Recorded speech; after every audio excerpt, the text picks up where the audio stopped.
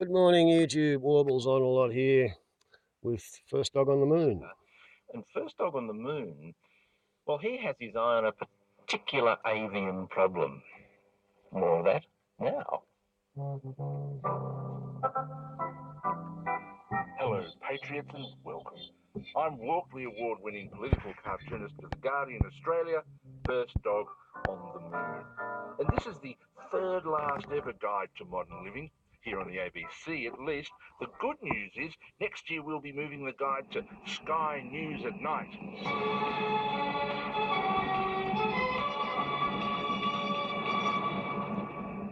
We'll be joining Andrew Bolt's Hour of Power every weeknight at 7 p.m. Finally, there will be some right-wing satire that doesn't make you want to punch yourself in the face. And the year after, we'll be moving the whole ABC over to News Corp. Oh, no we won't. That could never happen.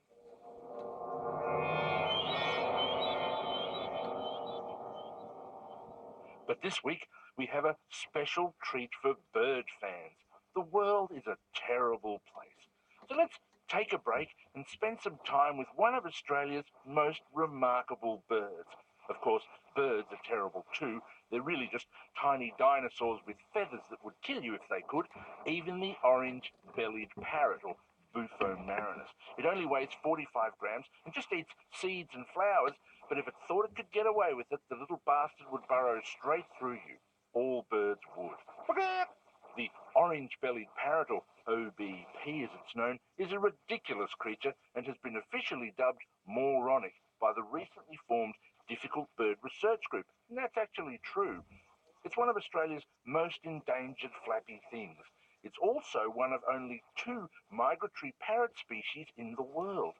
The other is the swift parrot, or Bufo marinus, which interestingly is also migratory, with both of them flying over Bass Strait every year from real Australia to various bits of Tasmania. How endangered is the OBP? Well, there's a captive population, but there are only 14 orange-bellied parrots left in the wild, 11 males and 3 females. And we're fortunate today to have them all come into the studio for a little chat. Thanks for coming in, everyone.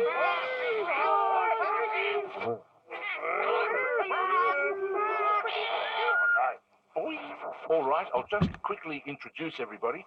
Firstly, Brian. Hello. Don. G'day. Sven. Good day. Mr. Beaky, is it?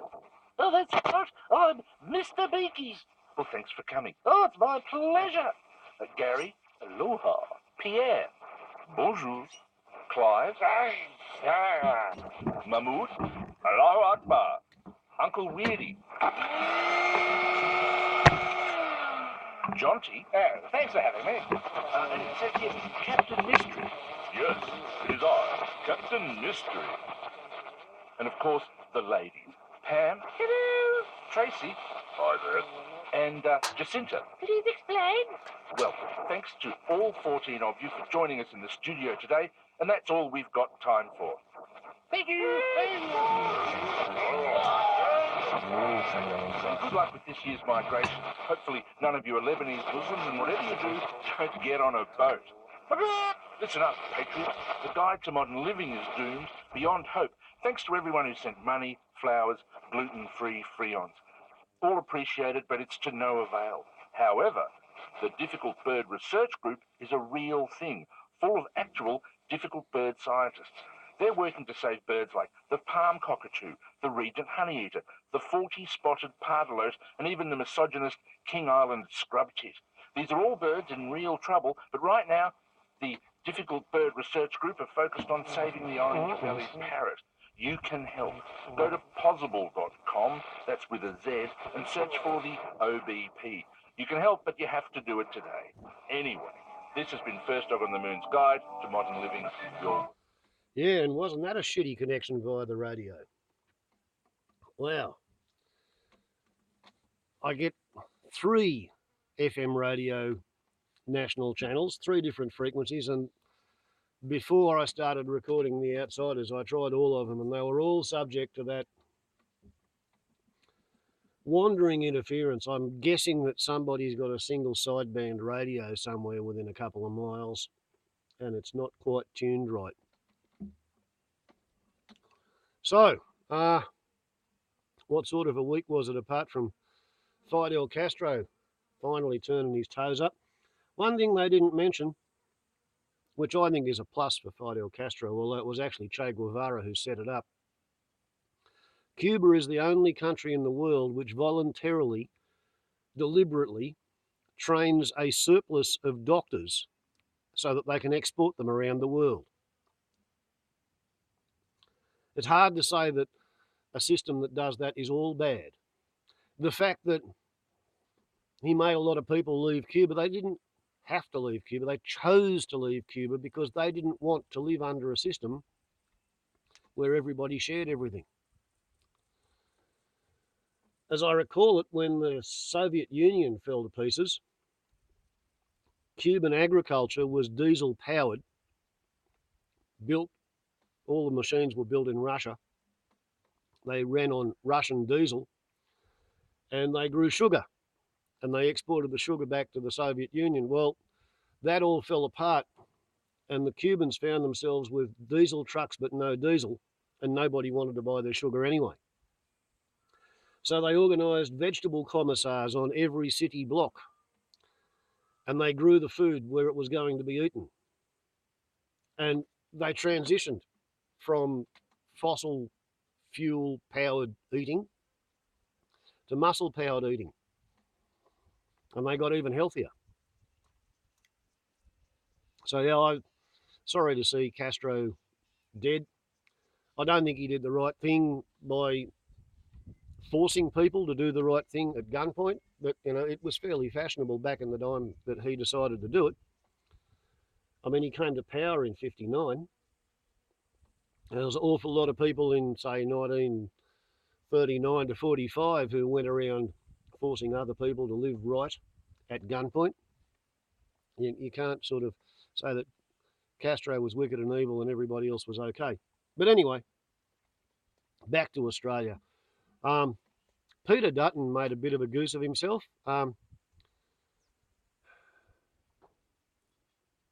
Pointing the finger at somebody today and saying, oh, well, you're wicked and evil because your grandfather was a migrant.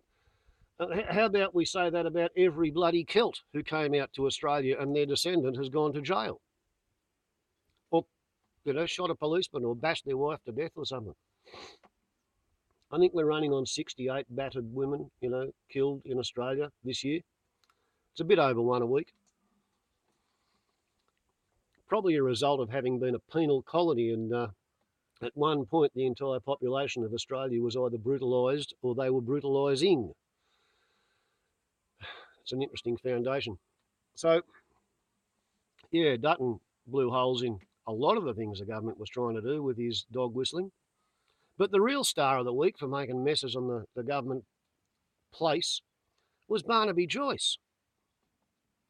Now, there's this long-running problem that he's got, because in order to get the fruit picked, Australia's agricultural industry, the irrigated fruit farmers, they rely on itinerant labour. And Australians are heavily penalised if they get a job for a short while and then try to get back on the unemployment benefits. So that's devolved onto backpackers from overseas. And in Australia, to encourage school children to get a part-time job, you don't pay tax on the first $5,000 of income you earn in any one financial year. It's about $100 a week. Okay? The backpackers are not here long enough and don't earn $5,000, so they haven't been paying any tax. So the fruit's been getting picked, the farmers have been happy, the backpackers have been happy, and some right-wing, anti-foreign whingers in the government, as well as some in the Pauline Hanson Brigade, they've been getting cranky at the idea that these foreigners come here, work in the economy, and they don't pay any tax. What they seem to lose sight of is the fact that A, the fruit industry needs them. B, sure, they don't pay any tax. They also don't collect a pension. They don't get Medicare rights. They don't get any of the benefits that paying tax is supposed to provide. So Barnaby, to throw red meat, as they say, to the right wing of the party, brought in this idea that backpackers will henceforth pay 19%, or 19.2 or something percent, of every dollar they earn from the very first dollar. So they're going to have to pay tax. And backpackers responded by booking a trip to New Zealand instead, where the tax rate was 10%. Barnaby's mob said, oh, yeah, but, the Australian dollar's worth more, so they're still better off coming here. And anyway, if Labor and the Greens don't pass our proposition, our bill, then the backpackers will have to pay 32%. So that shit fight means that there's no actual labour force coming into Australia to pick the fruit. And Barnaby Joyce is looking like shit on a stick in the eyes of the Farmers Federation, the fruit growers, every club of people who are at all involved in this think he's an idiot. But he's sticking to his guns, so he says. Another thing that Barnaby's got going on is that he's been trying to pork barrel his electors in Armidale, which is where he's most unpopular within the electorate. It's a university town with a lot of boarding schools and colleges and, it's full of people who can think for themselves. So they don't really go much on Barnaby. So he wants to move the Department of Agriculture, Federal Department of Agriculture, and the CSIRO's Chemical Regulation Department, Bureau or whatever it is, to Armidale. A whole bunch of scientists who are all well set up to live in Canberra. They've got family and property and social connections there. And Barnaby's been saying that it's going to be good for productivity and good for Australia and good for this, and basically it's good for Barnaby. He hopes. It turns out that the Productivity Commission says it's going to cost $25 million to relocate the department to Armidale, and it will have zero benefits from an efficiency or productivity standpoint. But it's, according to the people who currently work in that department in Canberra, a whole bunch of the real experts in their field, they're not going to move. They're going to just take early retirement. Fuck you, Barnaby. You can have a few lab assistants move to Armidale, but, the people who know what they're doing, they're not going to go. So, yeah, that's number two of Barnaby's problems. But the crowning stupidity in Barnaby's week, this week, was that he confirmed the fears and the suspicions of everybody who gives a shit about the environment, because Malcolm Turnbull made Barnaby Joyce the minister in charge of inland waterways, water resources, stuff like that. And Barnaby Joyce always has hated the Murray-Darling River Commission's management plan, because the management plan wanted to give some water back to the river. Barnaby Joyce used to live in St George in southwest Queensland. Up there, the predominant viewpoint is that if you have land frontage onto a river and any water goes down past your downstream boundary, that's called wasted water, because you didn't use it, you didn't suck it up, you didn't use it to make money out of it. So there was going to be 3.95 gigalitres returned to the river. Barnaby Joyce got put in charge of the program, and despite all the scientific evidence, which was it really needed about 5 or 7 gigalitres being given back to the river, and the 3.95 gigalitres was an unhealthy compromise to keep the irrigation community happy, Barnaby Joyce has decided to suck another 750 megalitres out. So the river's only going to get 3.2 gigalitres, which is not enough to keep it healthy and alive. So all the people downstream of Barnaby's mates are outraged and up in arms. And it looks like, yeah, he's going to kill the Murray-Darling Basin because he's Barnaby Joyce. He really is a 3-star howling idiot. Self-centred, lives in a post-factual world, a post-truth world. He doesn't care what the evidence is because he lives in a political reality.